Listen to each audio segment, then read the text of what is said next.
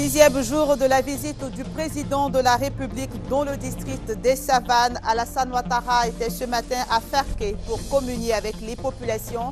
Toujours au centre de son message, la paix, la réconciliation et la modernisation de la Côte d'Ivoire. Les administrations des douanes et des impôts souhaitent la mise en place d'un organe de gestion des opérateurs économiques agréés. Ils en ont parlé au cours d'un séminaire qui a pris fin hier.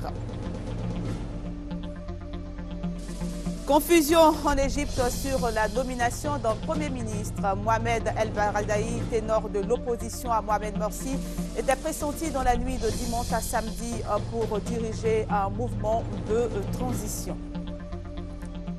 Et puis sachez pour terminer ces titres que le Dimanche Magazine va s'intéresser à la salubrité urbaine et aux solutions durables. Madame Boti Douaya, coordonnateur du mécanisme pour un développement propre, est notre invitée.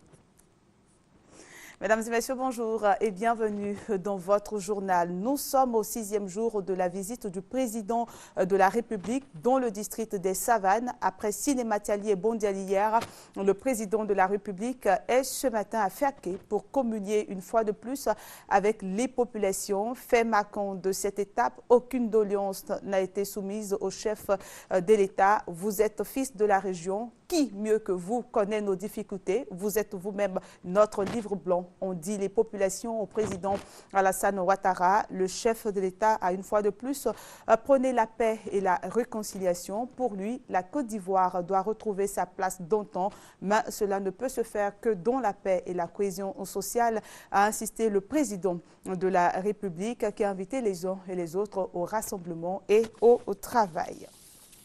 Hier, le chef de l'État était à Sinématiali et à Bondiali. Avant d'en parler, revenons sur l'étape de Congo. Il y a quelques jours, le président de la République a reçu en audience des délégations BT et Galiennes. Le compte rendu d'Abiba Dombeli-Saoui. En marge du meeting de Kong et après avoir prié à la grande mosquée de Kong, le président de la République a accordé une audience à sa résidence à des guides religieux, des rois, des chefs de village et de canton, ainsi qu'à des cadres de Kong. Ce sont M. Guizier Lambert, chef de village de Tchedjalé et président du conseil des chefs de village de Gagnoa, et El Hadj Samson Aboudou du village de Bolé, qui sont intervenus respectivement pour apporter leur soutien au président de la République. Nous sommes également chez nous, à Caen. Nous voulons ainsi vous dire que nous sommes avec vous. Nous vous appuyons dans votre politique qui consiste à rassembler les Ivoiriens et tous les Ivoiriens pour que nous allions à la réconciliation préalable à tout développement.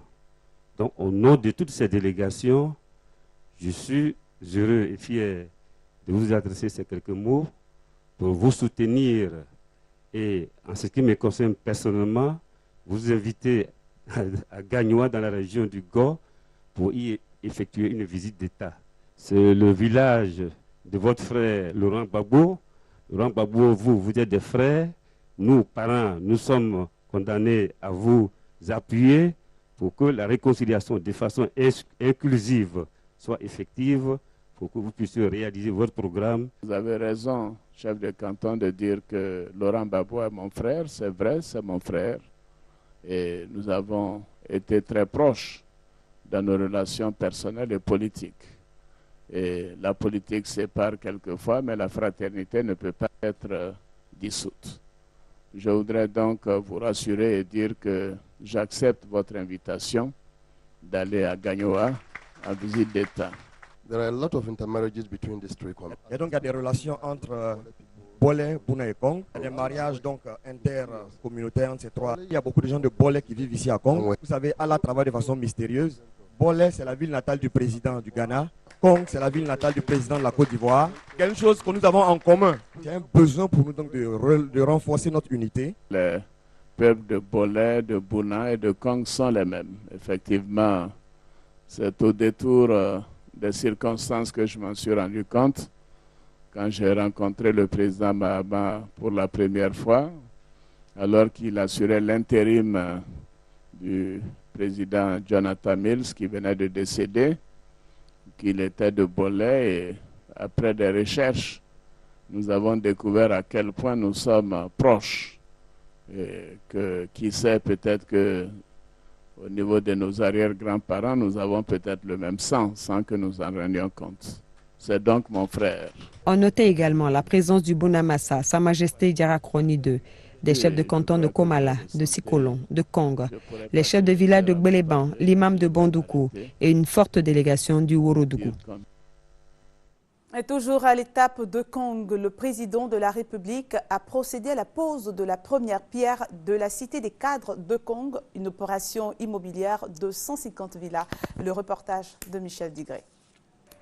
Dans un an, l'entrée de la ville de Kong aura un nouveau visage. Sur ce site, en bordure de route, sera bâtie une cité de 150 logements pour les cadres.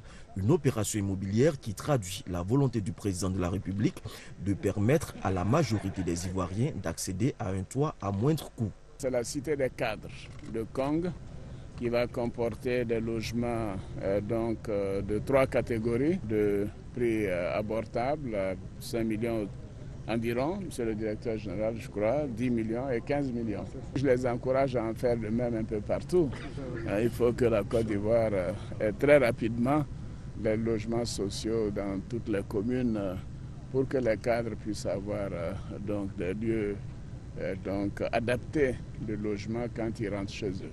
Pour la direction générale de la SICOGI, maître d'œuvre de l'opération, toutes les dispositions sont prises pour étendre l'opération sur le territoire national. Dans 2 semaines, nous irons dans la région de la Nawa, à Soubré exactement, pour lancer un programme de 800 logements. Il y a Koli Dabo, à Soubré, à Meagui et à Okroyo. Et ensuite, nous sommes en train de livrer 300 logements à San Pedro. Et au mois de septembre, nous commençons à Bondoukou. Donc, c'est un vaste programme, nous y sommes. Le maire de Kong invite les cadres à souscrire à cette opération immobilière. Nous avons un manque de logement et nous pensons qu'une telle opération sera de nature à permettre à des personnes qui, aussi bien des originaires de Kong que d'autres personnes de passage à Kong, de pouvoir, surtout je pense beaucoup plus aux fonctionnaires, de pouvoir se loger beaucoup plus aisément. Je pense que c'est une très très bonne chose pour nous. Pour résoudre le problème de déficit de logement en Côte d'Ivoire qui s'élève à 400 000, le gouvernement veut produire 60 000 logements d'ici à 2015, soit 50 000 à Abidjan et 10 000 à l'intérieur du pays. Et revenons, si vous le voulez bien, à l'étape de Cinématiali. C'était hier, le chef de l'État a rendu hommage à plusieurs cadres de Cinématiali, notamment Yeo Adama, directeur général adjoint de la RTI. Écoutons le président de la République. Je salue notre frère Yeo Adama qui a fait preuve d'une totale constance alors que nous étions harcelés, je dirais, et empêchés d'être à la RTI. Il a été à nos côtés pour que notre voix puisse porter et nos images soient vues. Yeo, bravo à toi. Intéressons-nous aux actes de générosité de la première dame de Côte d'Ivoire. Madame Dominique Ouattara a remis des dons aux femmes de Kong. Les explications de Jean-Jacques Kwame. Partout où elle est passée en marge de la visite d'État du président Alassane Ouattara dans le district des Savanes, la première dame Dominique Ouattara a fait parler son cœur. Ce vendredi, ce sont les populations du département de Kong qui ont été comblées. Il s'agit des femmes dont la première dame Dominique Ouattara accorde une place de choix à leur autonomie. Aux coopératives et groupements des femmes, la première dame a remis des décortiqueuses, broyeuses et motopompes. Outre les femmes, les secteurs entre autres de la santé, du social et de l'éducation n'ont pas été oubliés. Kits scolaires, produits agricoles, machines à coudre, lits d'hospitalisation et tables d'accouchement pour ne citer que cela.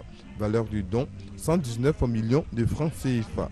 Ce geste de la première dame a été salué par les différents porte-parole des bénéficiaires.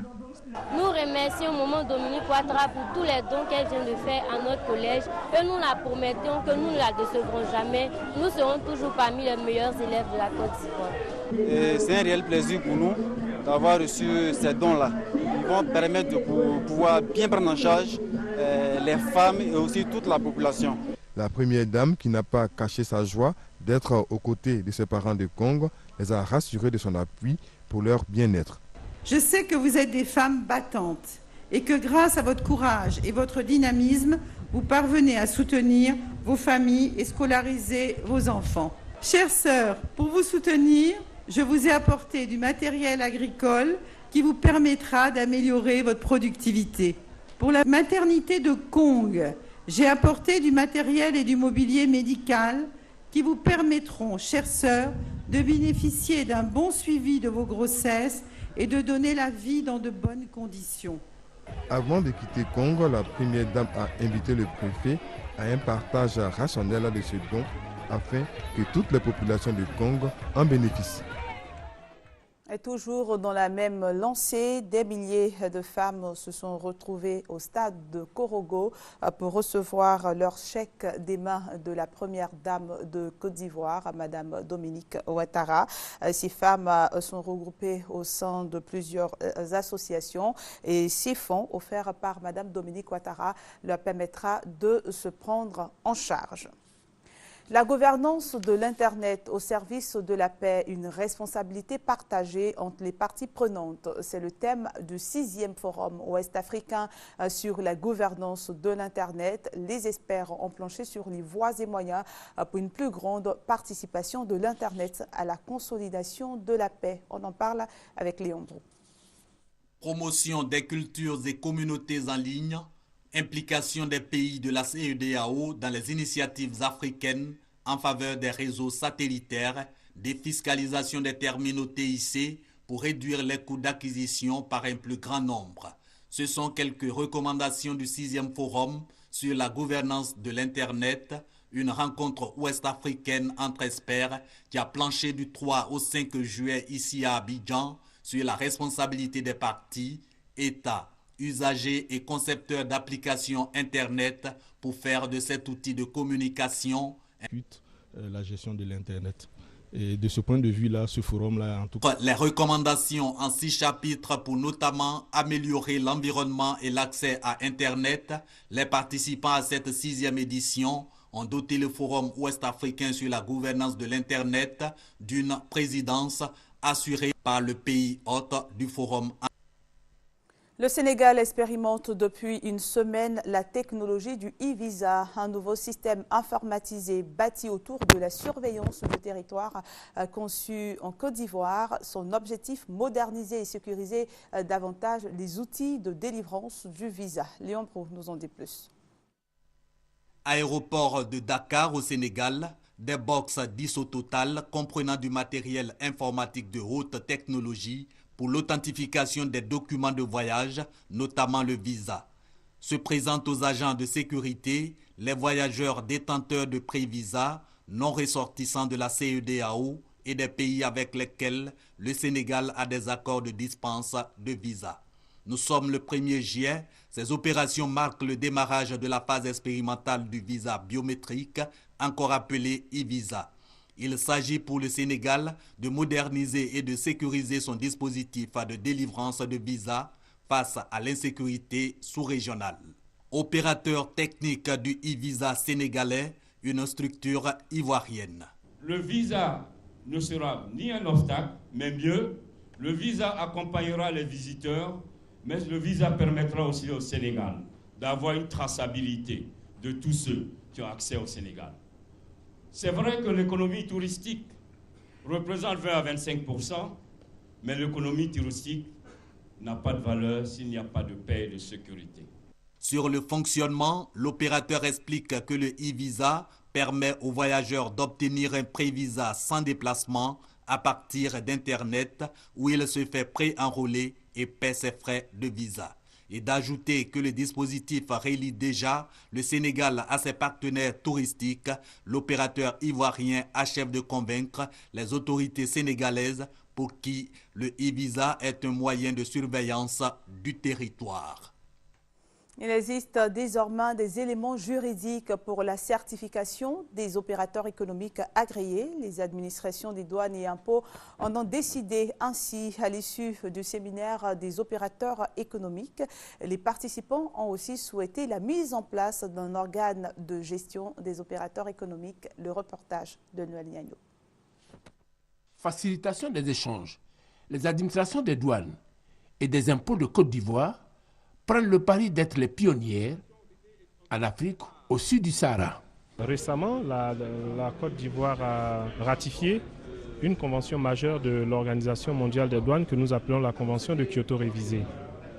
Les opérateurs économiques agréés occupent une très bonne place. La région Afrique occidentale et centrale, la Côte d'Ivoire fera donc partie avec les OEA des pays référentiels.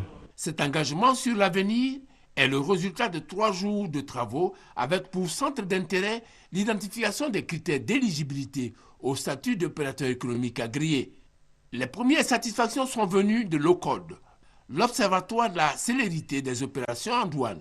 On sent un engagement très fort de la part de l'État de Côte d'Ivoire à travers ses différentes administrations pour aller vers la facilitation, donc la célérité des opérations de dédouanement. Le PACI, programme d'appui au commerce et à l'intégration régionale bailleur de fonds de la rencontre, situe cette avancée. On est dans le démarrage d'une procédure. Les opérateurs économiques agréés, c'est un principe qu'il va falloir maintenant faire assimiler par la douane, faire assimiler par le secteur privé pour que les uns et les autres s'inscrivent dans le processus. L'administration des douanes invite les partenaires, principalement les privés, à prendre le pari du partenariat gagnant-gagnant. Par l'intégration dans un futur proche du statut d'opérateur économique agréé à sa réglementation, la Direction générale des douanes entend renforcer sa collaboration douane-impôt d'une part et le partenariat douane-secteur privé d'autre part. Pour une meilleure exploitation des acquis de ce séminaire, les participants ont formulé des recommandations portant entre autres sur la création d'un organe de gestion des opérateurs économiques agréés et une collaboration sincère et permanente entre les administrations douanières et fiscales. La Côte d'Ivoire compte réaliser d'importants investissements à l'aéroport international Félix Houphouët-Boigny d'Abidjan. L'information a été donnée par le Premier ministre Daniel Kablan-Duncan qui a procédé hier à l'ouverture des travaux de la 55e session du Comité des ministres de la SECNA, Agence pour la sécurité de la navigation aérienne en Afrique et à Madagascar. Le reportage de Charles Tatou. 16 ministres sur 18 issus des États africains membres de la SECNA ont répondu présents à la 55e rencontre des ministres en charge du secteur de la navigation civile. Au menu de cette rencontre annuelle, le point des activités menées par la SECNA au titre des 12 derniers mois et des projections pour l'année à venir. 50 ans après sa création, la compétence de la SECNA est reconnue dans les instances de la navigation civile mondiale. Mais il y a encore des défis à relever, notamment la sûreté de l'aviation civile en Afrique, la prise en charge des avions de dernière génération et les systèmes satellitaires de navigation aérienne. Ouvrant les travaux de cette 55e session du Comité des ministres de la SECNA, le Premier ministre Daniel Kablan-Duncan de dévoiler les ambitions de la Côte d'Ivoire en matière des transports aériens.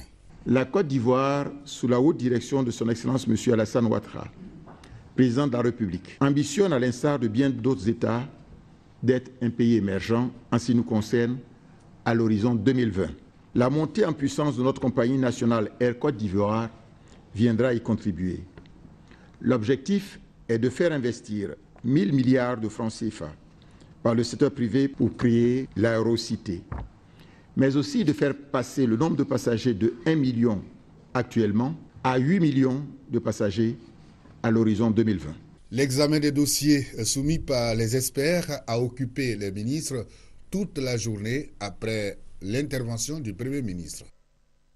Un navire de guerre espagnol dans les eaux ivoiriennes depuis samedi, c'est un bâtiment d'action maritime qui a participé à plusieurs opérations, dont celle de lutte contre la piraterie maritime dans les eaux. Et c'est justement dans le cadre d'une telle mission que le navire de guerre fait escale à Abidjan, comme nous l'explique Lassina Ouattara. Avant de rejoindre bientôt sa base à Las Palmas fin juillet, le Rayo, navire de guerre de l'armée du Royaume d'Espagne, est déployé depuis mai 2013 sur les côtes Est, Ouest et dans le golfe de Guinée, en Afrique. Abidjan fait partie de sa zone de déploiement, d'où sa présence dans les eaux ivoiriennes. Cette présence se situe dans le cadre de la lutte contre la piraterie maritime, avec une vague d'attaques de navires pétroliers et commerciaux au large des côtes africaines. C'est l'ambassadeur d'Espagne en Côte d'Ivoire, son Excellence Fernando Moran Calvo Sotelo, qui a accueilli le navire. Au menu, honneur militaire, échange avec l'équipage et visite du bâtiment. Le rayo, signifiant la foudre, est long de 93 mètres avec près de 15 mètres de large et est le 6e qui porte ce nom. Construit par l'usine Navancia à Puerto Real, il a été mis à flot en mai 2010. 75 marins sont embarqués et sont répartis entre l'équipage, les pilotes, le personnel d'appui à l'unité aérienne et la force de protection d'infanterie de marine. Doté entre autres d'un canon 76-62 mm et de 2013 12-7, le bâtiment transporte à son bord 35 jours de vivres d'autonomie. En termes de capacité opérationnelle, le navire possède un pont de vol avec une capacité pour des hélicoptères. Son habitabilité est supérieure à celle recommandée par les règlements de l'OTAN avec de grands espaces médicaux et des moyens de télémédecine. Il assure par ailleurs la protection de l'escorte de navires importants face à la menace terroriste. Le rayo quittera les eaux ivoiriennes mardi pour une autre destination sur la côte ouest africaine. Les 470 meilleurs producteurs de la coopérative Benianié du département de Bouillot ont reçu des primes d'encouragement d'un montant de 67 millions de francs CFA pour la qualité de leur cacao. Les explications de Lessina Ouattara. Dans son rapport annuel, le directeur général de la coopérative Benianié, Kwadio Kwasi Joachin, a révélé que sa structure a collecté et vendu 14 000 tonnes de cacao de qualité pour la campagne 2012-2013. Résultat, la coopérative a fait un chiffre d'affaires qui s'équilibre en recettes et en dépenses à la somme d'1,247 milliard de francs CFA. À cette performance, le président du conseil d'administration de Benianié, Kofi Nguessan Nestor, a ajouté que la saison 2012-2013 a été marquée par le passage de la libéralisation à la stabilisation. Avec pour effet immédiat la garantie d'au moins 60% de prix CAF aux producteurs, la distribution de produits phytosanitaires et de semences sélectionnées aux paysans. Autant d'éléments qui ont permis à 470 sociétaires de produire du cacao de bonne qualité et de recevoir des primes d'encouragement d'une valeur globale de 68 millions de francs CFA. En Égypte, le choix de El Baradei annoncé samedi par l'agence officielle MENA et plusieurs sources militaires et politiques comme Premier ministre s'est finalement heurté aux réserves du parti salafiste à Nour. La place Tahrir, une nouvelle fois en ébullition. L'heure est à la célébration car les nouvelles sont bonnes. Mohamed El Baradei, ancien prix Nobel de la paix et ex-directeur de l'Agence internationale de l'énergie atomique, est alors annoncé comme le nouveau Premier ministre par intérim. Beaucoup de manifestants le considèrent comme l'un des leurs depuis son implication dans le soulèvement contre le président Hosni Moubarak. El Baradei est l'un des patriotes qui avait appelé à la révolution dès le début, le 25 janvier. Personne ne peut douter de son patriotisme, il s'est battu pour que la révolution continue. Mais plus tard dans la soirée, le gouvernement intérimaire déclare que cette nomination n'est pas confirmée. Quelques chaînes du satellite ont déclaré que le nouveau gouvernement et le nom du Premier ministre seraient annoncés dans la soirée de ce samedi. Je suis ici pour confirmer que c'est encore une prédiction et que des consultations et des négociations sont encore en cours. J'espère qu'un accord sera trouvé très vite et que le nouveau gouvernement sera formé, si Dieu le veut. Mais Mohamed El Baradei est loin de faire l'unanimité. Les supporters de l'ex-président Mohamed Morsi laissent éclater leur colère à l'annonce de cette probable nomination. Il n'est pas le Premier ministre. C'est juste la main des États-Unis qui a aidé à renverser celui qui était légitime, lui. Nous allons couper cette main et nous allons le chasser de la vie politique. C'est un raté et un espion. Si Mohamed El Baradei était nommé Premier ministre, l'ancien prix Nobel de la paix prendrait la tête d'un pays divisé. Sa première mission serait de mettre un terme aux violences qui ont déjà fait des dizaines de morts dans tout le pays.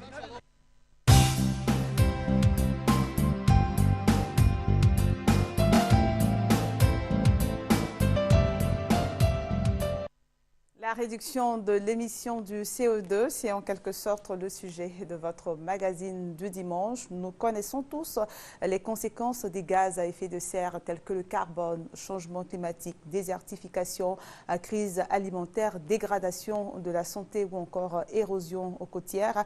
Madame Boti Doya, coordonnateur du mécanisme pour un développement propre, est notre invitée. Bonjour madame. Bonjour madame. Bienvenue sur notre plateau. C'est nous qui vous remercions. Dites-nous, est-ce qu'il est possible de réduire les gaz à effet de serre? Est-ce que ce n'est pas futuriste d'en parler? Non, pas du tout. Il est possible de réduire les émissions de gaz à effet de serre. Il suffit juste de mettre en œuvre des projets de réduction des émissions de gaz à effet de serre. Et selon le protocole de Kyoto, il y a des secteurs d'activité qui ont été identifiés dans lesquels on pourra mettre en œuvre des projets de réduction des émissions de gaz à effet de serre. Nous avons par exemple le secteur des déchets, le secteur des énergies avec l'utilisation des énergies renouvelables par exemple, le secteur de la foresterie. Et pourquoi ce sont ces secteurs qui ont été identifiés? Parce que ce sont ces secteurs qui produisent le plus de gaz à effet de serre. Donc si on veut lutter contre les gaz à effet de serre, il faut réduire à la source. Et donc, ces secteurs ont été identifiés comme les secteurs sources d'émissions de gaz à effet de serre. D'accord. Les 3, 4 et 5 juillet dernier, la Côte d'Ivoire a abrité la 5e édition du Forum africain du carbone.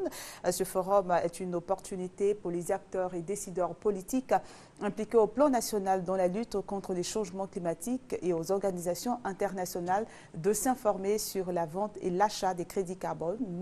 Vous y étiez, Madame Botti, bien sûr, et je vous propose de suivre le compte-rendu d'Herban Niamia. 5e édition du Forum africain du carbone à Abidjan. Les États africains résolument engagés dans la lutte contre la réduction des gaz à effet de serre.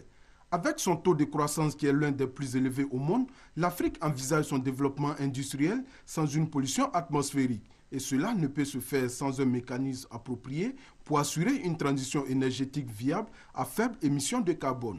Le Forum africain du carbone offre donc l'occasion aux États de s'informer sur le changement climatique et les opportunités qu'offre le marché carbone.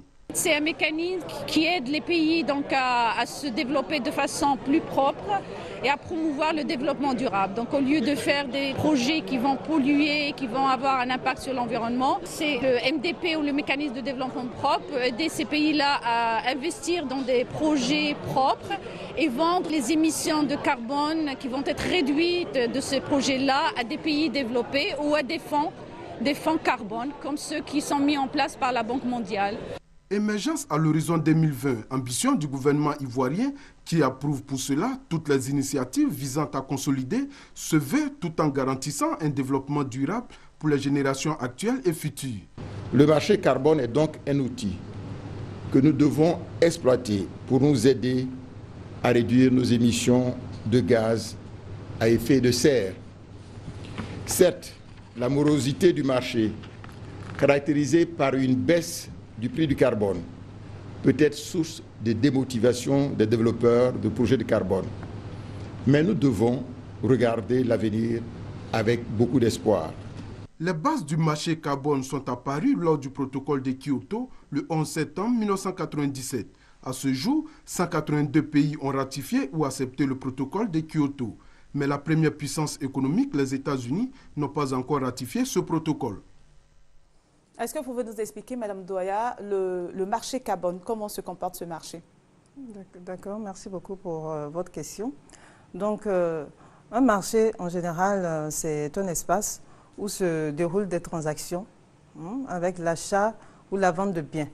Donc, le marché carbone, c'est un marché également, c'est un espace où se font des transactions de carbone avec l'achat ou la vente de réduction d'émissions de carbone. Et dans ce cas, qui achète?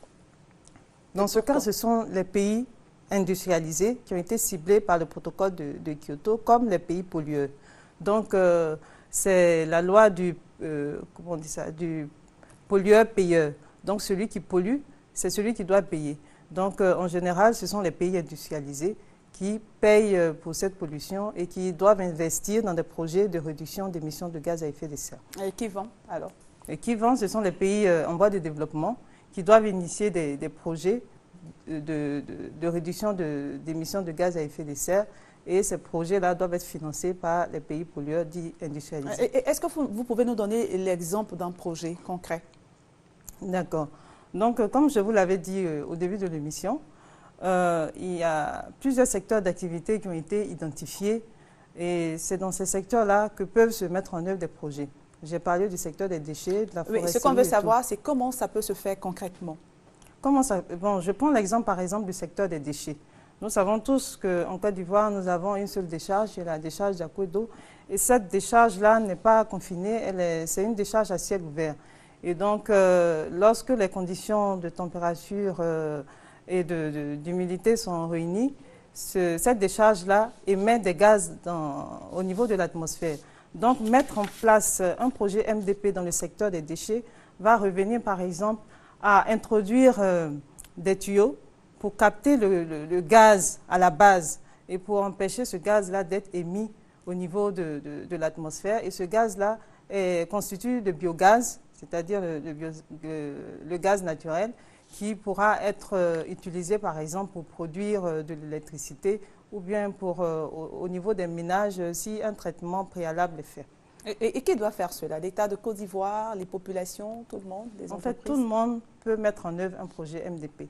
Il suffit juste que ce soit dans l'un des secteurs que j'ai cités au début et que ce projet-là puisse réduire effectivement les émissions de gaz à effet de serre. Parce que lorsqu'on parle de gaz à effet de serre, de changement climatique, on a l'impression que c'est quelque chose d'abstrait.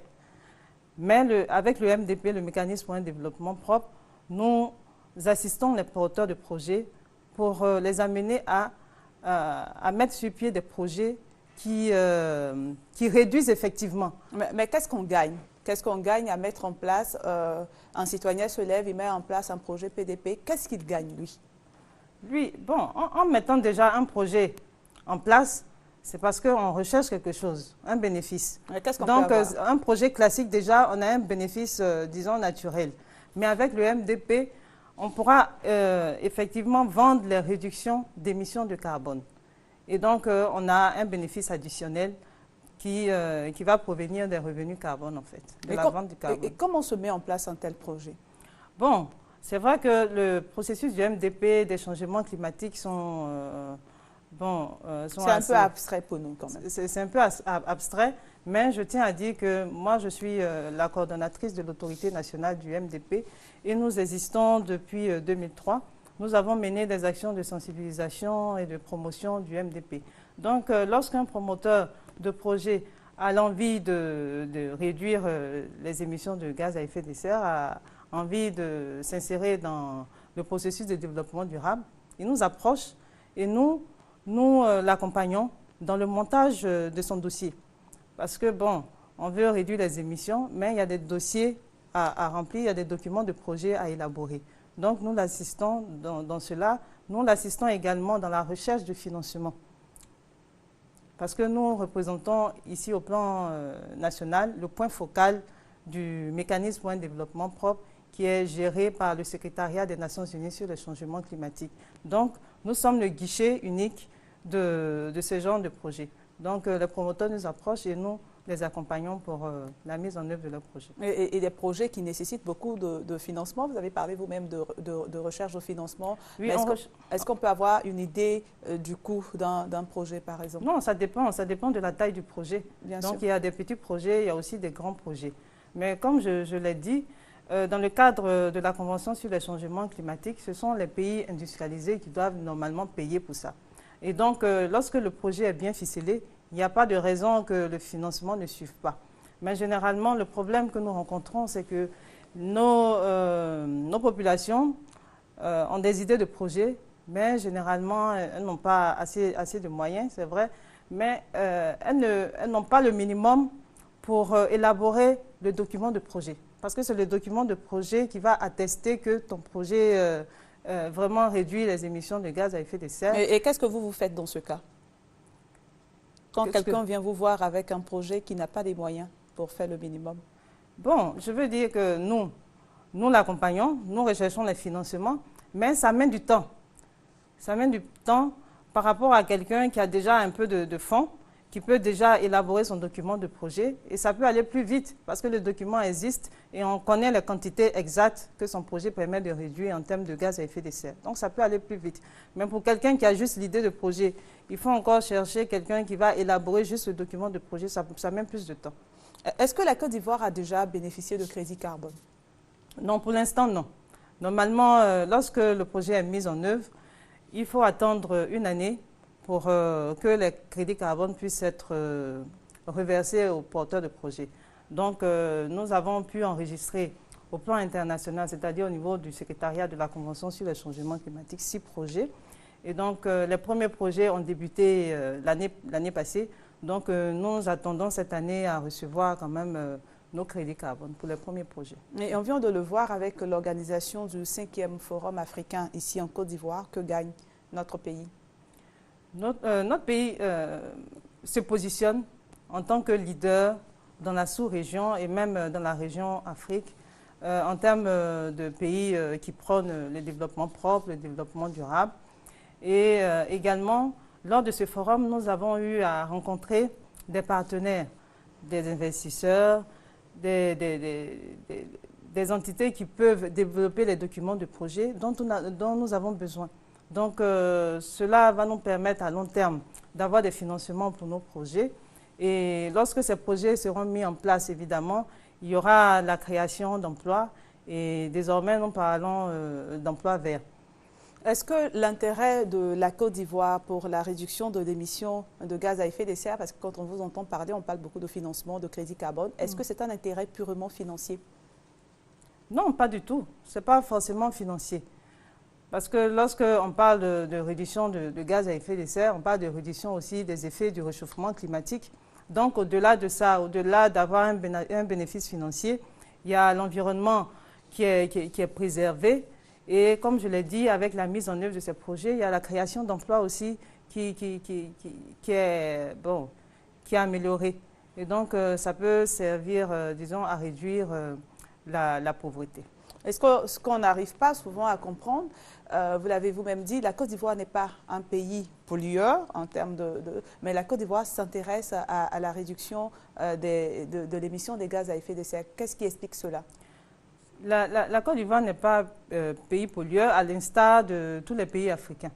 Parce que l'Afrique ne représente à elle seule que 4% du pourcentage de pollution mondiale. Mais comme on le dit, lors des négociations climat, il a été démontré que même si nous ne polluons pas en tant que pays en voie de développement, mais nous subissons les effets des changements climatiques. Et donc, il était bon que tout le monde puisse participer. Et nous sommes amenés à nous industrialiser, mais il ne faudrait pas que nous produisions les mêmes erreurs que les pays industrialisés. Donc, c'est pour ça que nous allons nous appuyer sur des technologies propres pour aller vers une industrialisation également propre. Merci, Madame Volti-Douaya. Merci pour toutes ces informations. Une nouvelle triste pour la Côte d'Ivoire. Pour mettre fin à ce journal, la célèbre animatrice de l'émission Toubé de la radio Fréquence 2 nous a quittés hier aux environs de 20 h. Les causes de sa mort ne sont pas encore connues. Serge Gongomé, Delphine Boula.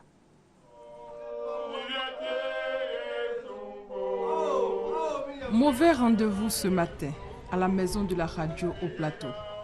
Il est 9 h, l'heure de démarrage de l'émission Toubé, l'une des émissions phares de Fréquence 2. Les invités habituels sont à leur place, mais hélas, l'animatrice célèbre de Toubé n'est pas encore arrivée. Où est passée Juliette Ancien? Est-elle dans son bureau? Non. Mais où se trouve-t-elle donc? À 20 h, moi, elle est décédée à la maison. On était tous là. Je suis l'invité de Juliette ce matin. C'est tout à l'heure que je viens d'apprendre. Vraiment, je suis sur le choc. Mariam Koulibaly, la responsable des programmes de Fréquence 2, ne sait pas où mettre la tête. Consternation également pour les autres agents de Fréquence 2. Impuissant face à cette volonté suprême, Didier Bléou, directeur de Fréquence 2, s'en remet à Dieu. Je suis croyant et je pense que c'est la volonté de Dieu. Pour ceux qui la fréquentent, tout comme les auditeurs, Juliette Ancien est une femme talentueuse qui aime le travail bien fait, une femme battante. Juliette, elle est hors pair. Elle s'énerve quand le travail est mal fait. L'animatrice adulée des émissions comme Toubé et Zolenga, Juliette Ancien, est entrée à la radio en 1992. Juliette Ancien quitte notre monde à l'âge de 51 ans, en laissant derrière elle une fille en classe de terminale.